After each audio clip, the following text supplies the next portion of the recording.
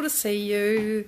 Inside again today with the rocks because the wind has just changed and it's cold out there, and never mind windy. Actually, white horses on the sea today. So that just is good news for us. It means rocks. And we have two today, but they're glories. And you think this is just a black rock. Well, look again.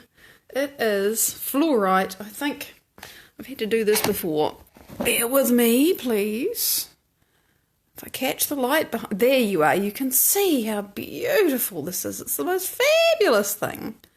This is blue fluorite, blue-purple from the Musina mine in South Africa. Heather, Victor, good morning. We're just having a dose of blue. Sharon, it's great to see you. Morning, morning. So, this is glorious. Laura, good morning. Enjoy this. You have to get the light behind it to really see the colour. But it's fabulous. And the other thing, which maybe you can see, and let me put this down again, back into this little stand, is that, see the rainbows?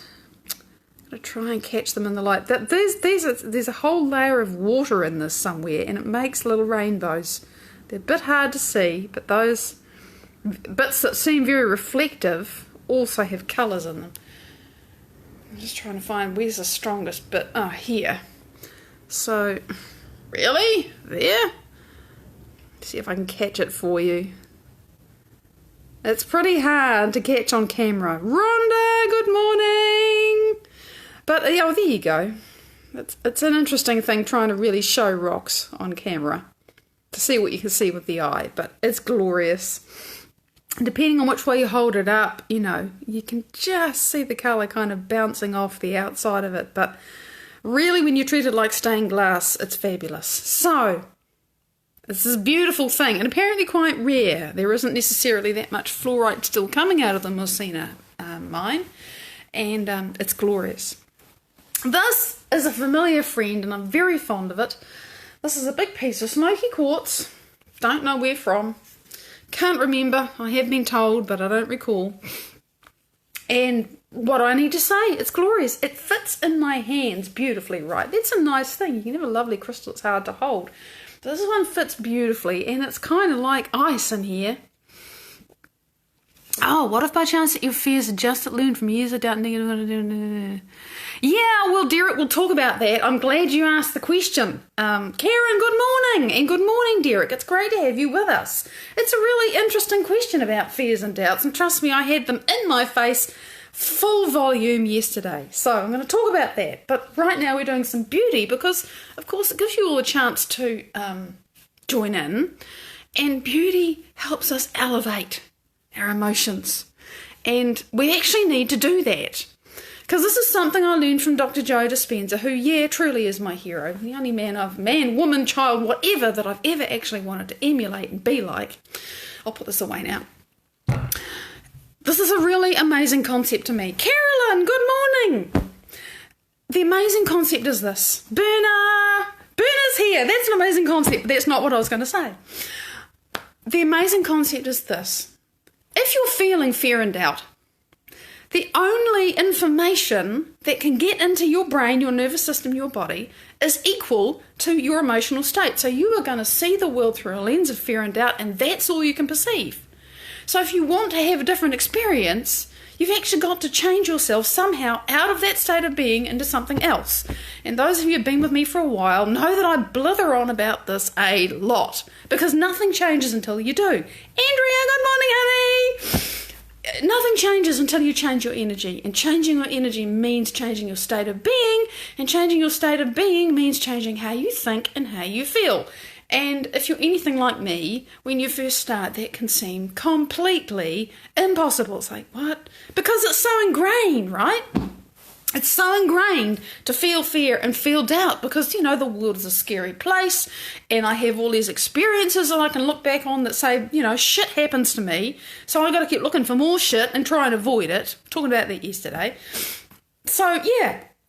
And yesterday, by the way, if you watched my live yesterday, you might have thought that I was a bit rocket-fired, and that's because I actually was.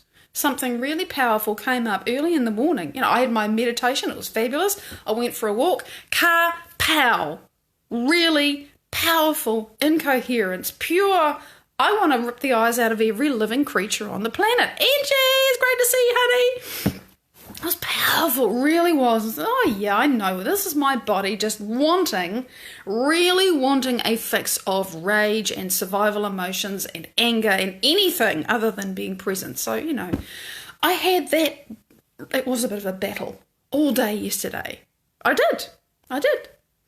And in the middle of that, my body was doing some things which sparked all the fears and doubts. It's like, oh, no, you can't change your physicality by the way you think and feel. And you know what? I noticed it. I watched myself do it. I watched my mind doing this analytical thing, and I'm good at watching it now. And I watched and I felt my body respond instantly to my thinking. I thought, I understand how this works now. I understand that with every single thought that has any kind of emotional impact or any kind of emotional charge, the moment we think that, there's corresponding chemistry that flows to our body. And the moment we think that and we have that chemistry, our field, the electromagnetic field that is actually you, it's not created by your body, it is you and it creates your body, but that's what you broadcast. And that's what the universe receives and, has to do all that. Of course. Victor, thank you. I've just realised why I'm talking about this. Many of us are experiencing, oh my God, am I going to get sick? Am I going to die? Is someone I love going to get sick and going to die, right? Never mind all the other challenges that we have in our lives. And by the way, yesterday, the thing that went off in me had nothing to do with what's going on in the world. Just didn't. Because I've made a very concerted decision to say, I'm not looking. There's nothing I can do. I stay in my little house and I work from home anyway, and I'm happy with that. Morning, Ruth! And I hold the light, and I just don't want to look. Because for me to look and go, oh, then my state is pulled down into that thing that I don't want to be. I just don't want to be that. It doesn't help me, and it certainly wouldn't help you if I was going, how would that be useful, right? Not doing it. So I had to make many choices yesterday. And you know what was most in my mind when I thought, oh my goodness, I could feel the opportunity to get angry come up in me, and I thought, hang on a minute, if I do this, and here I am dealing with a stress-mediated condition in my body, so if I do this, I give my body a big shot of stress hormones, which is what the addict in me wants. Jocelyn, good morning! And I am programming my body back into that genetic past that I am in the process of leaving. I just can't do that. No, I love myself too much to do that now. Really interesting when you feel your whole body craving a fix of the old state of being. You just won't do it because you know what you're doing to yourself. It's a rock and a hard place. But I kept choosing and choosing and choosing and choosing and choosing. Leticia, good morning. So let me get to the point before all the time goes, right? There is a gap. You have a dream, you have a desire, and it's something you want to create. Yeah. You can slam the brakes on, yeah.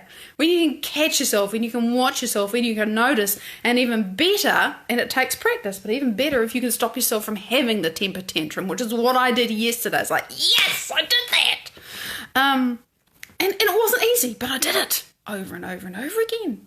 Oh yeah, God, Victor, I'm so human. Remember, you see me in the morning after I've had a meditation, I've been in the field, I've been in bliss, I've felt healing in my body, I've felt the certainty of who I am and what I'm creating and everything, because I do that every single freaking day now, and it's amazing. And then I go for a 20-minute walk to the top of the hill, take a picture, put it up, come back and do a live. I am in flow, I am aligned, I am coherent, right? And if I... later in the day, I may or may not have maintained that state as well as I'd like to. So, hell yeah, I'm human. The gap between you and your dreams, put simply, and I know I'm being a bit simplistic, but put simply, is the gap between how you think about your dreams and how you feel about them. And what do I mean by that? Okay, I have this condition that I am in the process of healing. And I got to take a side road, actually. When I think about this, here are the words that I I can't just say, I can do this. And I know I can. Because if I say I can do this, it's not actually happening. And I can't just say I can do this and I am doing this. Because, I mean, that's great. That makes it present, but it's not complete. What I find I have to say is, I can do this, I am doing this, and I have done it. It's done. And the past and the present and the future are all in me, right? Remember, there is no past, present, future. There's just my creation. There's just now. There's just who I'm being. And because the universe must endorse who we are being, think about that, it's bloody scary, bloody amazing, really powerful fact. Oh shit, you mean how I'm being right now? The universe has to endorse that? Absolutely. It has no choice in the matter. So I think that's what made me realise I have to, I can do this. But I am doing this. And also, it's done. And if I'm in the state of it being done, of it being here, of it being real, if I'm living it, I'm in it now, the universe can endorse that. It's really quite a thing for me to put this together in my own state of being. So, the gap, I'll get to the gap in a minute, honestly. The gap between how I think about my dreams and desires and how I feel about them, right? So I have a dream and desire to heal this particular condition. And when I started with this, which was actually years ago, because it's one of those chronic things that goes on, the very first time I even realised it was there was so much fear that came up. It was like a trauma. Just, oh my God, really? There's something wrong with my body? Wrong, right? What I understand now is, remember, this is my body. I am not this. I am this field of consciousness, this resonance, this fractal pattern, which gravitationally organizes light, and that's actually a quantum fact, into this matter. Change the pattern, change the matter. But I didn't know that. And so I looked at, what are the numbers on the screen or whatever, the piece of paper, the facts or whatever, and there's a prognosis and this is how it goes, and oh my God, I'm scared of that. No, it's not cancer. Just in case everybody's wondering, forget that. Don't try to think what it is. I'm not going to tell you. And you know why? Because as soon as I tell you, all the stuff in your head about what that means to you will go off. And I don't need that cluttering up the field. I got my own shit to deal with, okay? That's the only reason I'm not telling you. Because I just don't need to be dealing with your doubts and fears as well as my own. My doubts and fears are shrinking. I don't need to be dealing with anyone else's. So that's what's going on there. So much headology about this. It's more than head. So that was where I was at. It was very, very frightening. Very, very frightening. And it really isn't that frightening. But for me, it was because of who I was. Charlotte, lovely to see you, honey. And then I started to understand, be taught. I had a mentor, and, then about a year ago, I discovered Joe Dispenza big time. It's like, oh my God, this is how I can actually change this stuff. But I understood a few years ago that I needed to stop putting all this energy into my fear and my, because the fear creates the thing. Because the fear is the emotion, the energy, along with the thought of, oh my God, that's how it's going to happen. So there's a clear intention, and not might not be a good one, but there's a clear intention. This is the future. This is what's going to happen to me, and this is how I feel about it. There's the energy. That's the broadcast. The universe has to endorse it. Why do you think I'm not researching about this? I don't want to know. I only want to know what I'm creating. So, the gap between how I think, and I'm healed, right? And there's a big gap in the thinking and the feeling. Tracy, good morning, honey. There's a huge gap between the thinking and the feeling. And what do you think I've been doing these years? Slowly, painfully, much more effectively now, I've been closing the gap. And, closing the gap starts by realising that there is one. That you have this idea that, to change the topic, right? Because this is something else I can really talk about. Gee, I really want to feel abundant. I really want to have enough for everything that I need, and I want to have enough to give a ton of stuff away and do some amazing stuff in the world. I want to have that much, right? And when I started to really imagine that, yeah, okay, that'd be cool. And my body's saying, no, you can't do that. How how? Can't see how. I can't work enough hours and make enough money in those hours to do it's impossible. You know, we all know the mental chatter that goes on about how stupidly, ridiculously impossible that is. And again, there's a gap. So we got to close the gap. Because, remember, the universe has to endorse who I'm being. It has to. It has no choice in the matter. I have the choice about who I'm being. Lizzie, it's been ages, lovely to see you, honey. So therefore, I have to change my state of being. This comes right back to your question that you asked at the beginning. What if it's ingrained? What if I can't imagine myself any different? Trust me, I couldn't. Well, we have to start somewhere. And you have to, and again, sometimes it's really good to sit down with a piece of paper or your computer or whatever you do. Say, okay, this is how I feel. And and trust me, I did this yesterday too. I analysed my challenge within the emotions that I was currently feeling and no new information, no new possibilities. Nothing good can come out of going round and round and round and round those same things of, I'm trying to work it out, I'm trying to find an answer, there's nothing there. It just is a stalemate because the answer isn't there. It can't be there because that's the state of mind that created the problem in the first place. So state of mind, state of body, thinking and feeling, which then leads to behaviours and actions and choices and experiences, which then reinforce your thinking and feeling, right? That's the cycle, that's how it works. Learned that from Dr. Joe too. So you got to close the gap. And the first thing to do is actually identify the gap. So, okay, I want to feel abundant. But the moment I think about imagining myself well housed and, whatever it is, having a really well-paying job but not spending my entire life earning money, maybe spending 4 hours a day earning a full-time income, whatever it is, the moment I start to think about that, which you can write down, say, oh yeah, this is what I want, then you write down how you really feel about that. All the impossibility, all the resistance, that'll never happen. No one in your family has ever done that. People will not like you if you suddenly become rich or if you slowly write down all the bullshit. Identify the gap. Because then, you got a gap, right? It's like you got a river. Joe Dispenza talks about you get into the river of change. You have what you know now, your past, present now, the present that you're living, which has come from the past that you've lived to get up to here, on one bank of the river. And on the other bank of the river is your dream, whatever that is, your dreams. They're all connected, by the way. You got to know where you are. You got to know where you're going to go. You got to put all your energy here, and that means disconnecting from this bank. It means leaping off, getting into the water and starting to swim. You're going to meet your resistance, but your resistance is showing you exactly what you need to let go of and what you need to change.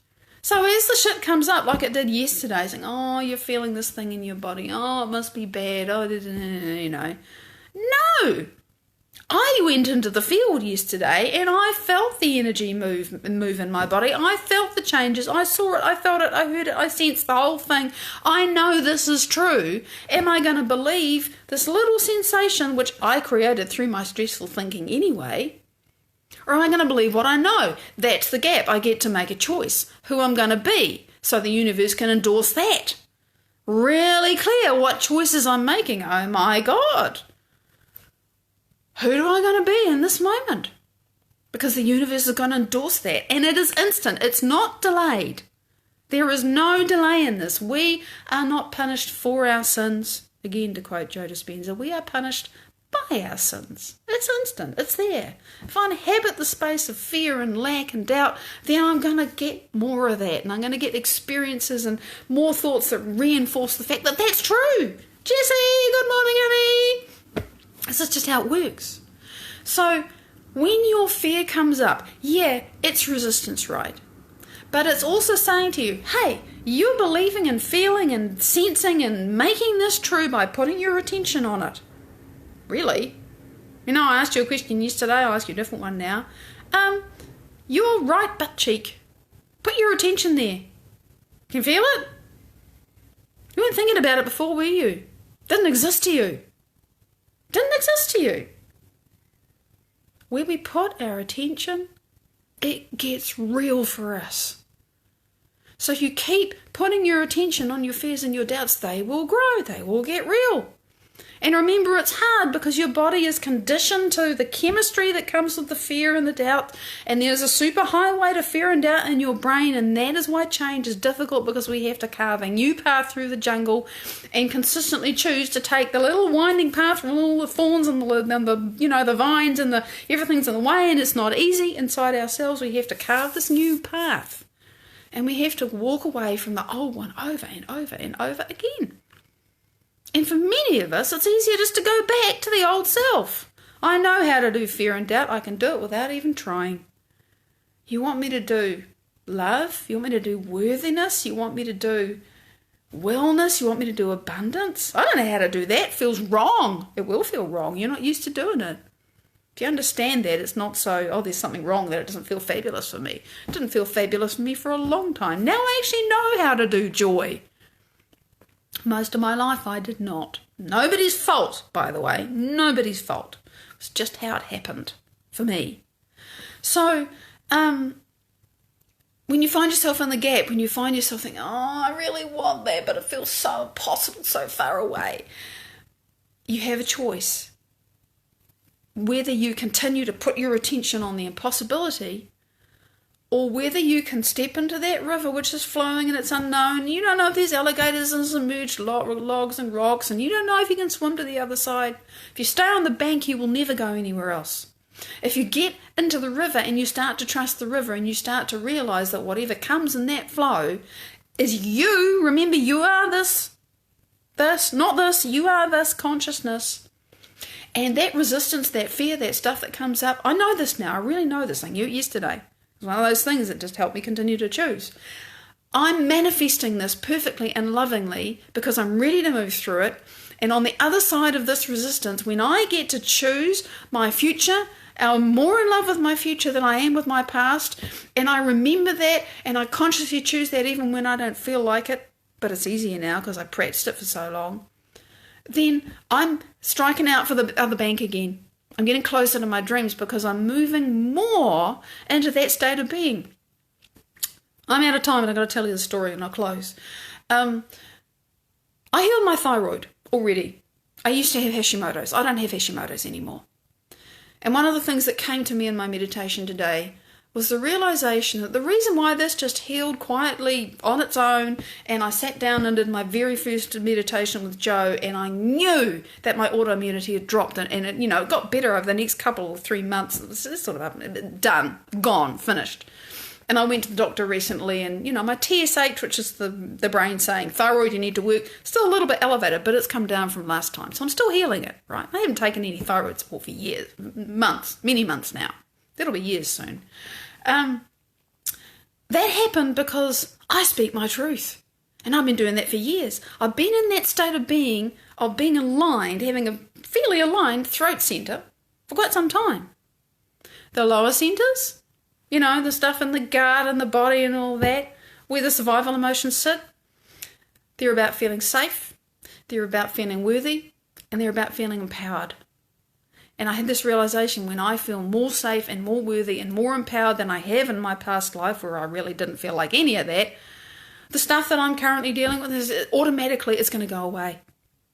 It's about who I am. It's not about the condition. It's not about what, the doctors say or what the science. It's none of that. It's about who I am, period. And I'm so passionate about this because I'm living it. And I tell you, it works. I'm out of time. Just to say that in 3.5 hours, I'll be back talking about our beautiful Sang Marie Gomez, what he's doing, and how, if you wish, you can join his journey, see what his amazing journey, which is full of miracles and manifestations and struggles and challenge and everything. Truth is definitely more interesting than fiction. It's a ride. So if you can join us then, that'll be great. Big love. See you next time. Bye-bye.